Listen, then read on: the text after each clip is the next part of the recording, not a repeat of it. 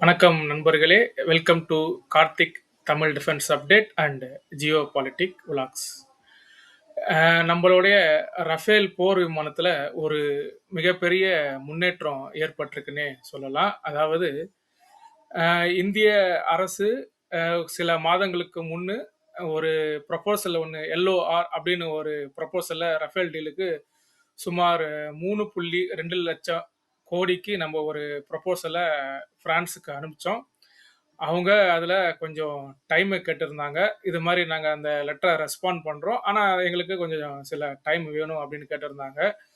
அதுபடி ஃப்ரான்ஸ் என்ன பண்ணியிருக்காங்கன்னா, அவங்களோட ப்ரப்போசலை நேற்று இந்தியா கவர்மெண்ட்டுக்கிட்டையும் டிஃபென்ஸ் கிட்டையும் சப்மிட் பண்ணியிருக்கிறாங்க.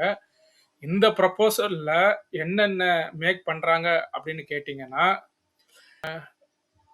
Technology transfer, make in India உள்ளிட்ட நிறைய அம்சங்களை இந்த ப்ரப்போசலில் அவங்க சொல்லியிருக்கிறதாங்க பல நியூஸ் சேனல்லையும் இப்போ நம்ம பார்க்க முடியுது. இன்னும் இந்திய அரசாங்கம் அதிகாரப்பூர்வமாக அறிவிக்கணும். அது இல்லாமல் இந்திய அரசாங்கம் இதை எவால்வேட் பண்ணி இதில் என்னென்ன சேஞ்சஸ் இருக்குன்றதையும் ஒரு பேச்சுவார்த்தை கண்டிப்பாக நடத்துவாங்க. வாங்க வீடியோக்குள்ளே போகலாம். இது கார்த்திக் தமிழ் டிஃபென்ஸ் அப்டேட். நான் உங்கள் கார்த்திக். ஏன் நம்மளுக்கு 114 ரஃபேல் விமானம் வேணும் அப்படின்றத பார்க்கணும். பிரான்ஸு என்னென்ன சலுகைகளை அளிச்சிருக்கிறாங்கன்னு பார்க்கணும். இதனால இந்தியாவுக்கு கிடைக்கிற தொழில்நுட்ப பலன் என்ன அப்படின்னு பார்க்கணும். இதில் டாடா மற்றும் ஹெச்ஏஎல் பிற தனியார் பங்குகளையும் நம்ம பார்க்கணும். SU-57, 35 போன்ற 5th ஜெனரேஷன் இருந்தும் ரஃபேலை நம்ம ஏன் சூஸ் பண்ணுறது அப்படின்றதையும் பார்க்கணும். இப்போ நம்ம IAF 114 விமானம் ஏன் தேவைன்னு பார்த்தீங்கன்னா, இந்தியா விமானப்படைய குறைஞ்சபட்ச பிரைமரி ஸ்குவாட்ரன் ஸ்ட்ரென்த்தே 42 ஸ்குவாட்ரன் வேணும். இதை நம்ம பல வீடியோக்களில் பேசியிருக்கிறோம். ஆனால் நம்மிடம் 30லிருந்து 31 ஸ்குவாட்ரான் மட்டுமே இருக்குது. இந்த 31 ஸ்குவாட்ரான்லேயும் பார்த்தீங்கன்னா MiG-21 நம்ம ஏற்கனவே முழுமையாக ரிட்டையர் செய்துட்டோம். இருக்கிறதும் பார்த்தீங்கன்னா ஜாக்குவார், மிராஜ் 2000 அப்படின்னு ரொம்ப பழைய விமானங்கள் இருக்குது. இதில் MiG-29 UPGAவை அப்கிரேட் பண்ணியிருக்காங்க, மிராஜ் 2000 அப்கிரேட் பண்ணியிருக்கிறாங்க, ஜாக்குவாரை டரன் 3 ஸ்டாண்டர்டுக்கு அப்கிரேட் பண்ணியிருக்கிறாங்க. என்ன அப்கிரேட் பண்ணாலும் இது கிட்டத்தட்ட 3லிருந்து 4 டிகேட்ஸ், அதாவது 30லிருந்து 40 விமானம் ஆயிடுச்சு. 36 ரஃபேல் விமானம் வாங்கின பிறகும் அதோட செயல்திறனை பார்த்து நம்மளுக்கு இது ரொம்ப முக்கியம் அப்படின்னு நம்ம முடிவு பண்ணுறோம். தற்போது பிரான்ஸ் செஞ்ச ப்ரப்போசலில் பார்த்தீங்கன்னா என்னென்ன முக்கிய அம்சங்கள் இருக்குதுன்னு பார்த்தீங்கன்னா, 114 ஏர்கிராஃப்ட்டு, அது இல்லாமல் கவர்மெண்ட் டு கவர்மெண்ட் அக்ரிமெண்ட்டில் இதை வாங்குறாங்க. இந்தியாவில் பெரிய அளவில் உற்பத்தி பண்ணுறாங்க. அதாவது 114ல் ஒரு 20 விமானம் ஃப்ரான்ஸ்லேருந்து ஃப்ளைஅவே கண்டிஷன்லேயும், மீதி 94 விமானம் இங்கே மேனுஃபேக்சர் பண்ணப்படும். டெக்னாலஜி டிரான்ஸ்ஃபரு மற்றும் maintenance and training package, long range package support, அதாவது நீண்ட கால உதிரி பாக ஆதரவு. ஒரு போர் விமானத்தை நம்ம வாங்கிறது பிரச்சனை இல்லை, அதை 20-30 ஆண்டுகள் நம்ம ஆப்ரேட் பண்ணணும்னா கண்டிப்பாக நம்மளுக்கு ஸ்பேர் பார்ட்ஸ் இல்லாமல் அதை பண்ண முடியாது. இதெல்லாம் இப்போ பிரான்ஸ் இந்த ப்ரப்போசலில் இந்திய பாதுகாப்பு அமைச்சகத்துக்கு கொடுத்துருக்குறாங்க. இதுக்கப்புறமும் விலை மற்றும் பேச்சுவார்த்தை நடப்படும். பிரான்ஸ் ரஃபேலினோட ஒரு செயல்திறனை பற்றி ஒரு சின்ன இன்ட்ரோடக்ஷன் பார்ப்போம். இப்போ நம்ம அநேகமாக வாங்க போகிறது கண்டிப்பாக ரஃபேல் F4 ஸ்டாண்டர்டாக இருக்க வாய்ப்பு இருக்குது. காரணம் F5 இன்னும் கூடுதலாக 5லிருந்து 6 ஆண்டுகள் ஆகணும் அப்படின்னு அவங்களே சொல்கிறாங்க. இன்னும் ஃப்ரான்ஸ்லேயே ரஃபேல் F5 இன்டகிரேட் செய்யப்படலை.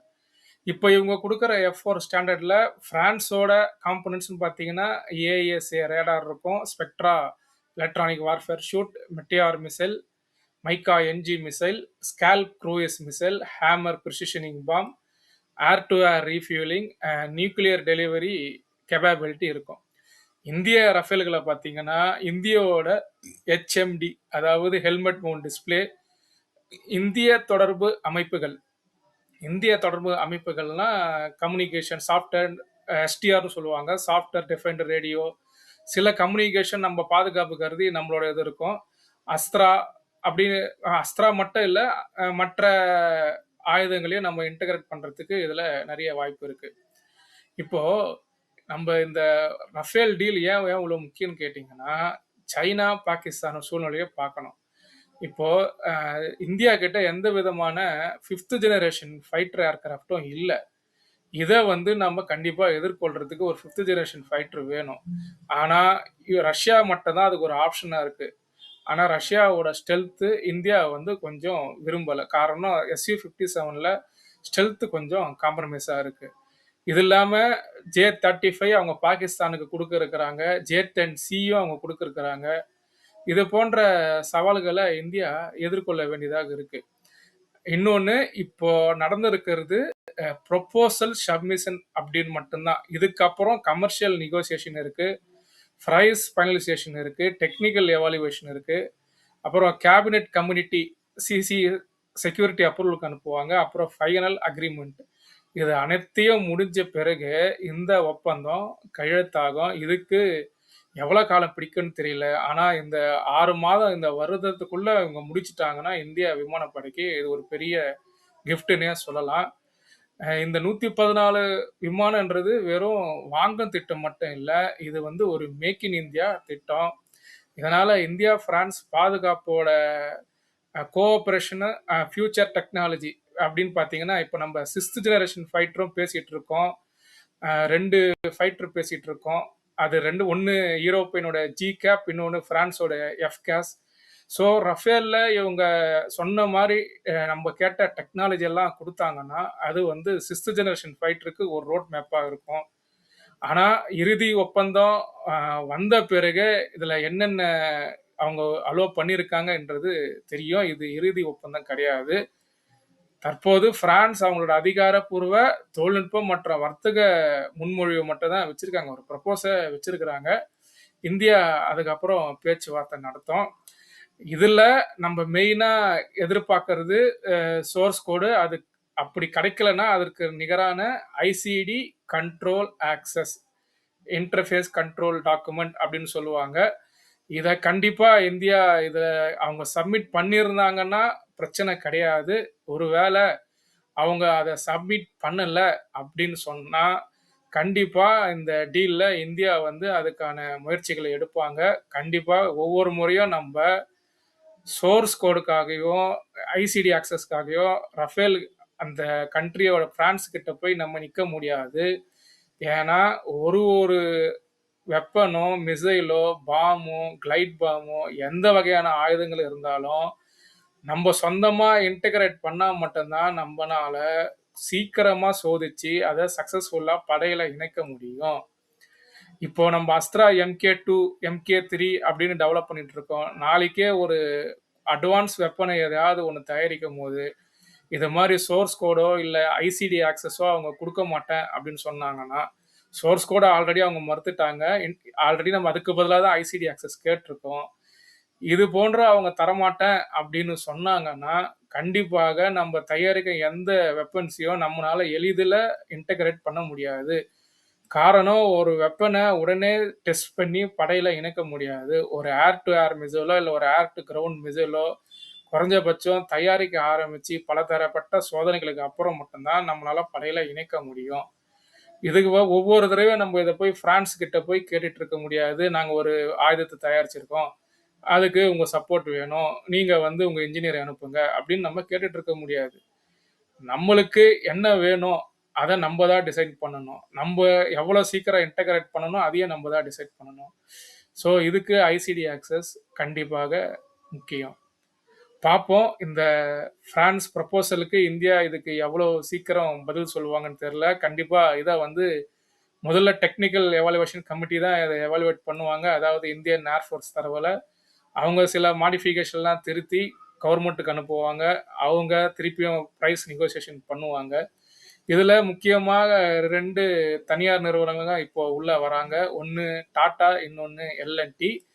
இது மூலியமா கிட்டத்தட்ட 1.6 லட்சம் கோடி இந்தியாவுல ஒரு வேலைவாய்ப்பு மற்றும் பிசினஸ் ஏற்படும்னு சொல்றாங்க. இந்த டோட்டல் பேக்கேஜ் காஸ்ட் பார்த்தீங்கன்னா 3.25 கோடி.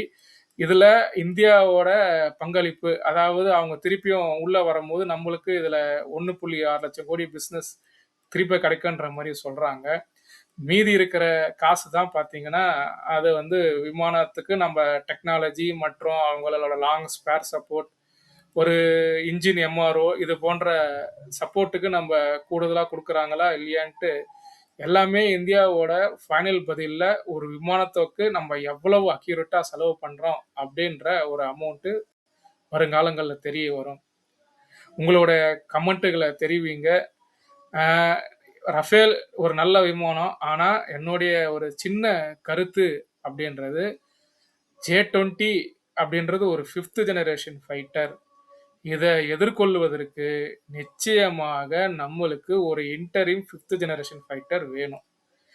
Su-57 நம்ப எதிர்பார்த்த அளவுக்கு F-22, F-35 அளவுக்கு ஸ்டெல்த் இல்லன்னாலும், கண்டிப்பாக ரஃபேல் நம்ப தவிர மத்த இந்திய படையில இருக்கிற எல்லா விமானத்தையும் கம்பேர் பண்ணும்போது, ரஃபேல விட அதிக ஸ்டெல்த் கொண்டது தான் Su-57. நம்மளுக்கு இது ஒண்ணும் புதுசு இல்ல. நம்ம நெறைய ஆயுதங்கள ஒரு சப்ஸ்டாண்டர்ட்ல வாங்கி அத சூப்பர் ஸ்டாண்டர்டுக்கு அப்கிரேட் பண்ணியிருக்கிறோம்.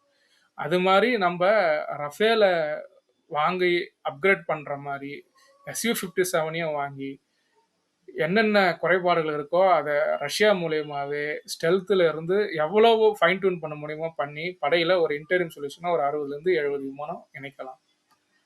மேலும் இது போன்ற தொடர்ந்து டிஃபென்ஸ் தகவல்களை பெற கார்த்திக் தமிழ் டிஃபென்ஸ் அப்டேட்ட தொடர்ந்து பாருங்க, சப்ஸ்கிரைப் பண்ணுங்க, கமெண்ட் செய்யுங்க, உங்க நண்பர்களுக்கு பகிருங்க. நன்றி, வணக்கம்.